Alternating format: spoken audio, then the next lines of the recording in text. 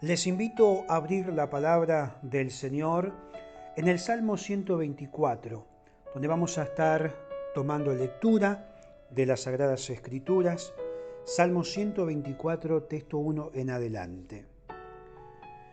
Nos dice: a no haber estado Jehová por nosotros, diga ahora Israel, a no haber estado Jehová por nosotros, cuando se levantaron contra nosotros los hombres, vivos nos habrían tragado entonces cuando se encendió su furor contra nosotros.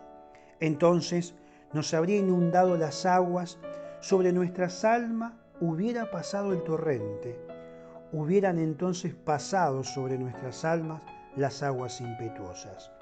Bendito sea Jehová, que no nos dio por presa a los dientes de ellos. Nuestra alma escapó cual ave del lazo de los cazadores. Se rompió el lazo y escapamos nosotros. Nuestro socorro está en el nombre de Jehová, que hizo el cielo y la tierra. Hasta allí la lectura de la palabra del Señor. Este salmo es un salmo muy conocido, es un salmo que escribe David. Y hay algo muy importante que va a describir este salmo. Realmente él está hablando de los peligros que encierran a la vida del cristiano, ¿no? Cuando nosotros leemos el texto 1 y el texto 2, que él lo repite y dice: a no haber estado Jehová por nosotros, ¿no? Reitera eso. Esta es realmente la condición para entender este salmo, que nos va a hablar, como decíamos, de los peligros que rodea la vida del cristiano y que Dios realmente nos protege porque el Señor está con nosotros.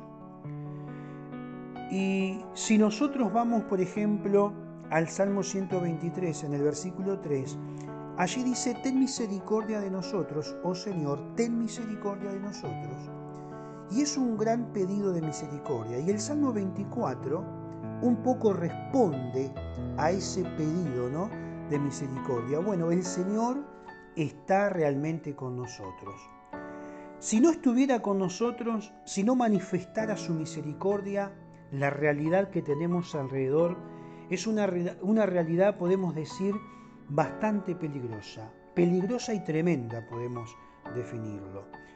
Y fíjese que el Salmo se encarga justamente de hablar de estos peligros, que yo creo no podríamos enfrentar si no fuera por la presencia del Señor con nosotros. Recordemos, por ejemplo, la historia de David, que en esto David ha tenido mucha experiencia acerca de los peligros.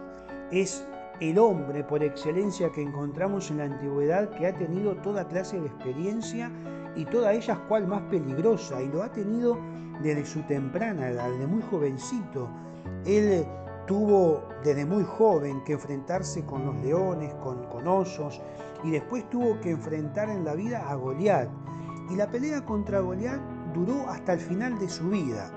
Y usted puede decir: no, pero lo venció a Goliat. Sí, ese día lo venció a Goliat. Pero si usted va y mira, por ejemplo, el segundo libro de Samuel y lee el capítulo 21, se va a dar cuenta y va a ver que, siendo ya David viejo, todavía existían allí los gigantes filisteos, ¿no?, que de alguna manera estaban acosándolo también ya en esa etapa de su vida, y casi pierde la vida allí David en una lucha, ¿no?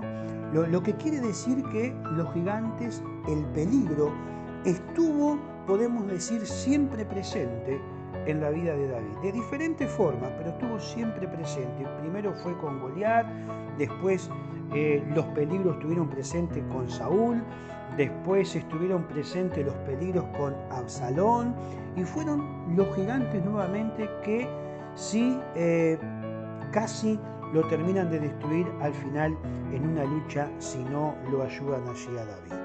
Ahora, nosotros vivimos, estimados, rodeados de peligros.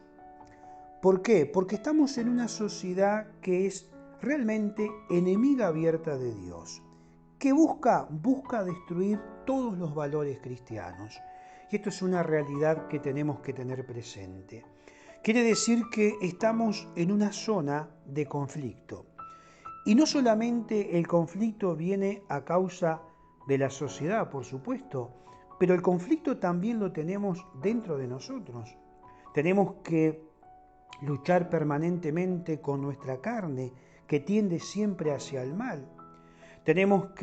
Y estamos en lucha con un enemigo de nuestra alma, que es Satanás, que está detrás nuestro, como estaba detrás de Job en aquel momento que recordamos aquella historia tratando de destruir la integridad de Job. Yo creo que la gran lucha de Satanás contra Job fue tratar de destruir su integridad, porque el Señor le dice, bueno, mira a mi siervo Job, que es íntegro. Y entonces allí Job luego tiene que decir que él va a sostener hasta el fin su integridad. Esto es una lucha, estimado, que tenemos todos los cristianos. Todos los cristianos estamos realmente en lucha. Por eso el salmista personifica todos estos peligros. ¿Y en qué lo personifica? Y miremos, texto 2 y texto 3 dice allí él, a no haber estado Jehová por nosotros cuando se levantaron contra nosotros los hombres, vivos nos habrían tragado entonces cuando se encendió su furor contra nosotros. Y el versículo 6 dice, bendito sea Jehová, que no nos dio por presa a los dientes de ellos. Lo que quiere decir que, en primer lugar, en el versículo 6 nos habla del mal como una bestia devoradora, ¿no? El versículo 3 dice, vivos nos habían tragado. Versículo 6 dice, que no nos dio por presa los dientes de ellos. Fíjese estas expresiones. Por supuesto, son todas figuras que usa aquí la palabra del Señor. Esto es una figura, la figura recurrente de cómo quiere Satanás devorar al cristiano. El que la revela totalmente es Pedro. Cuando nosotros recordamos, por ejemplo, su primera carta, allí en el capítulo 5 y texto 8, él va a decir, vuestro adversario el diablo, como león rugiente, anda alrededor buscando a quien devorar. Ya en este salmo nos dice, miren, estamos en una sociedad que realmente nos quiere devorar. Así es, de real. Y el texto 4 dice allí, entonces, dice, nos habrían inundado las aguas y sobre nuestra alma hubiera pasado el torrente. Y el texto 5, hubieran entonces pasado sobre nuestras almas las aguas impetuosas. Y aquí se menciona, fíjese, las aguas, los torrentes, pasa lo impetuoso y también se menciona el fuego, ¿no? Es notable que por un lado habla de un furor que se enciende, es un fuego que trata de destruirnos y por otro lado es el agua que nos anega. Ahora, estimado, nosotros sabemos que el agua y el fuego se neutralizan siempre, pero cuando se desatan uno y otros son terribles, porque el fuego deforesta la tierra y la deja como un erial. Y cuando pensamos en el agua, sabemos los problemas que esto trae cuando el agua se desborda. Ahora, este salmo dice que hay un furor que se enciende, hay un agua que nos inunda, que nos trata de ahogar. Es lo que estamos viviendo en este tiempo presente. Esta es la realidad. Este salmo realmente hace una descripción de aún este tiempo que nos toca vivir. Y llegamos al texto 7, allí, donde dice, nuestra alma escapó cual ave del lazo de los cazadores, se rompió el lazo y escapamos nosotros. Quiere decir que hay cazadores que tratan de cazarnos, tratan de destruirnos y lo hacen en forma tramposa, tratando de engañar al cristiano, de engañar al creyente. Todos nosotros recordamos lo que el apóstol Pablo va a decir en su segunda carta a los Corintios, en el capítulo 2 y texto 11, que él habla justamente de esto, y él dice: para que Satanás no gane ventaja alguna sobre nosotros, porque conocemos sus maquinaciones. Es decir, estamos en medio de todos estos peligros, y esto es una realidad. Y cuando nosotros resumimos todo esto que nos expresa el salmista, vemos que la imagen que él utiliza en este salmo es justamente una fiera, ¿no? Esta es la figura, una fiera que trata de devorarnos, el fuego que nos quiere consumir, el agua que trata de anegarnos y los lazos que están allí. Y entonces uno dice, pero ¿qué es realmente lo que quiere destruir?